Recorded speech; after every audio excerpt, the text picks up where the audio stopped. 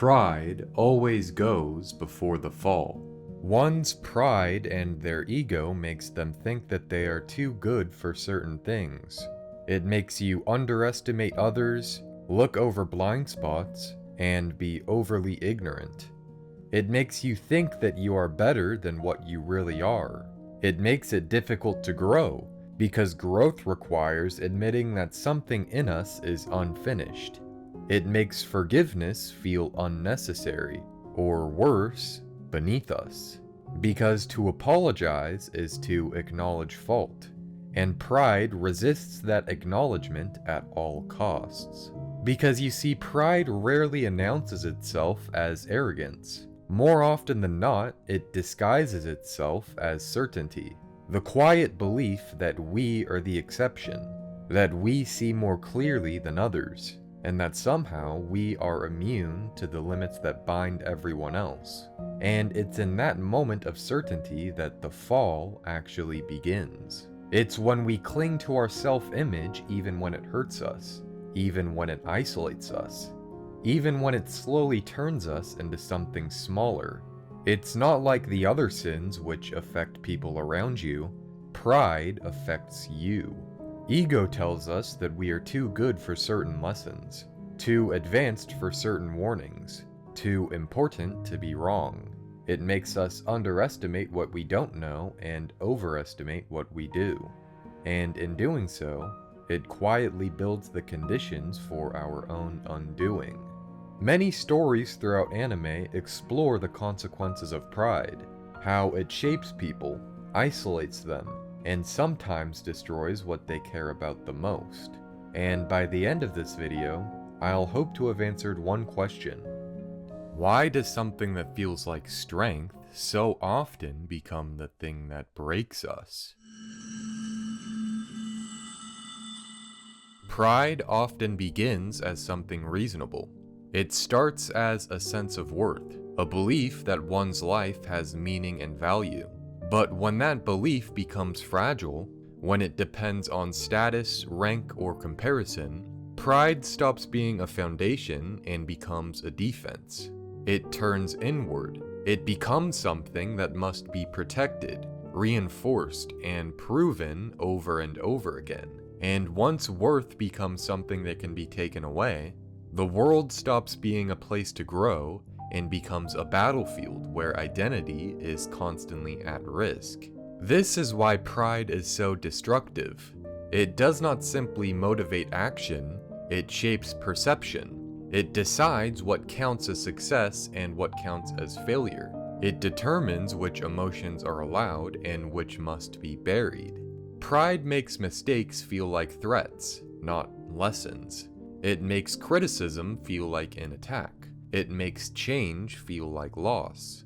Over time, pride shrinks the world into something small and tense, where everything is measured and nothing is forgiven. In that kind of world, humility feels dangerous, reflection feels weak, vulnerability feels humiliating. This is the emotional landscape that defines Vegeta from Dragon Ball Z. Vegeta does not grow into pride, he is built from it. From birth, his identity is tied into hierarchy. He is not taught to see himself as a person with potential, but as a position with expectations. The prince of all Saiyans, elite among warriors. His worth is not internal, it is comparative.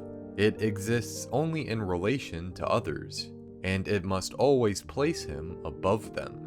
Because of this, Vegeta does not simply value strength, he depends on it.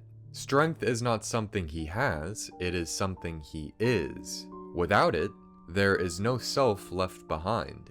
That is why he cannot tolerate weakness, either in others or in himself. Weakness threatens the structure that his identity rests on. This is also why Vegeta shows so little compassion. Compassion requires seeing others as complete and meaningful, but Vegeta's worldview does not allow that. People are not ends, they are measures. They exist as proof of where he stands. Those below him confirm his greatness. those above him invalidate it. In this way, pride slowly erases individuality, replacing it with rank. Even the destruction of the Saiyan race didn't move him as loss. It moved him as an insult. Not because lives were taken, but because what those lives symbolized was taken from him. His people are not mourned as people. They are mourned as a legacy, as a mirror of his own importance.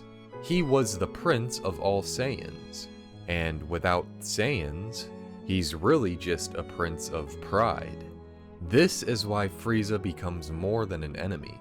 Frieza becomes a wound, a reminder that Vegeta's pride is not self-made but stolen, that his status is not protected by the universe, but controlled by someone stronger, that the hierarchy he believes in does not actually serve him, it traps him.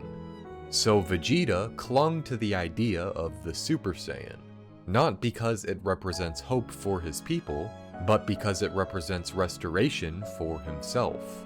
It promises a return to a world where power and worth align again, a world where his belief in hierarchy is proven right. And then, that promise was fulfilled, for someone else. Goku's victory over Vegeta was not just a defeat, it was a contradiction. A low-class warrior surpassing a prince breaks the logic Vegeta's identity is built on. If strength determines worth, and Goku is stronger, then Goku is more worthy. And that conclusion is intolerable. And the fact that a lower-class warrior not only defeated him, but was the one to become the first Super Saiyan in 1,000 years, and was also the one to defeat Frieza, that damaged his pride to the point that his only goal henceforth was defeating Goku in battle. His pride becomes sharper, more obsessive. It stops being about who he is, and becomes about who he must surpass. From this point forward, Vegeta's life is not about growth, but about repair. Every transformation becomes an attempt to reclaim a sense of self that was damaged. Every rivalry becomes a way to stabilize an identity that feels like it is slipping away. And because pride can never be satisfied, this process never ends. No matter how strong Vegeta becomes, it is never enough, because strength is no longer the goal, validation is. He is no longer trying to become powerful, he is trying to become legitimate again. This is the quiet tragedy of Vegeta's pride. It does not make him cruel, it makes him desperate. It does not make him arrogant, it makes him afraid. Afraid that without superiority, he is nothing. Afraid that without victory, he is empty. And so, pride is the very thing that drives him forward, and the thing that keeps him trapped. It gives him direction, and it takes away his peace. As Vegeta's strength continues to grow, something unexpected happens alongside it. His world begins to widen, not in a way he welcomes, but in a way that he cannot prevent. Relationships form where none were supposed to exist. A family takes shape around him, almost against his will. Responsibilities appear that cannot be reduced to hierarchy or power. And slowly, without ever choosing it outright, Vegeta begins to live inside a reality that his pride was never built to survive. This is where his internal conflict deepens, because pride does not only demand superiority, it demands consistency. It insists that a person remain loyal to the story they have told about themselves, even when that story no longer fits. Vegeta's story was supposed to be simple. Strength is everything, attachment is weakness, and worth is earned through dominance. But the life he finds himself in contradicts that story at every turn. He begins to care, he begins to protect, he begins to stay. and none of that can be ranked. This creates a quiet tension inside of him. On one side is the warrior he believes he is supposed to be. On the other is the person he is becoming. Pride tells him that this change is corruption, that he is losing something essential. But experience tells him that this change is the only thing giving his life any weight at all. This tension reaches its breaking point when Vegeta accepts Babidi's influence, not because he is controlled, but because he chooses to be. It is the only way he knows how to return to a version of himself that feels solid again. The Majin transformation is not about power, it is about retreat. A retreat into a simpler identity, where strength is all that matters, and nothing else needs to be reconciled. In that sense, the transformation is a form of nostalgia, a longing for a time when his world made sense, when he knew who he was, when pride still worked. But it doesn't. Even with more power, even with fewer restraints, the emptiness remains. The rival is still there. The past is still there. The family is still there. The contradictions do not disappear just because he tries to burn them away. And so, Vegeta is forced into something pride cannot tolerate: honesty. Not honesty about being weak, but honesty about being wrong. He realizes that his pride did not protect him, it isolated him. He sees that Goku did not surpass him by rejecting pride, but by never needing it in the first place. Goku's strength comes from openness, not defense. From curiosity, not certainty. From movement, not position. And that is what Vegeta has been fighting all along. Not Goku, but change. And when he finally stops fighting it, something inside him settles for the first time. This is why Vegeta's sacrifice matters. Not because it is noble, but because it is free. It is the first act he takes that is not about proving something. It is not about pride, it's not about rank, and it's not about rivalry. It is simply about protecting what matters. In that moment, Vegeta is no longer a prince, a rival, or a symbol. He is a man making a choice without needing it to validate him. That is the moment that he outgrows his pride. And when he later admits that Goku is better than him, the admission is not defeat. It is release. It is the end of comparison. The end of the vertical world, of the ladder of hierarchy. The end of measuring his existence against someone else's. What Vegeta finally understands is that worth is not something that can be won. It is something that can only be lived. Pride promised him identity through dominance, but life gave him identity through connection. And that is why Vegeta's story is not a tragedy. It is a transformation, not from weak to strong, but from brittle to whole. From a proud man standing above the universe to a man finally standing inside it. And then, Dragon Ball Super took all of that character development and shit on it. That's right, they shit on it. Oftentimes, pride doesn't seek validation because it assumes that validation is unnecessary. It doesn't defend itself because it does not believe that it can be challenged. It turns existence into justification. And that is where the story of Meruem from Hunter x Hunter begins. Meruem doesn't introduce himself as a person. He introduces himself as a position. He is not someone who becomes king. He is king because he exists. His sense of worth is not shaped by experience, reflection, or relationship. It is embedded into his being from the moment that he is born. He doesn't believe that he deserves authority. he assumes it. He does not argue for his right to rule. He treats it as if it is a fact of nature. He doesn't even have a name at first. He just called himself king.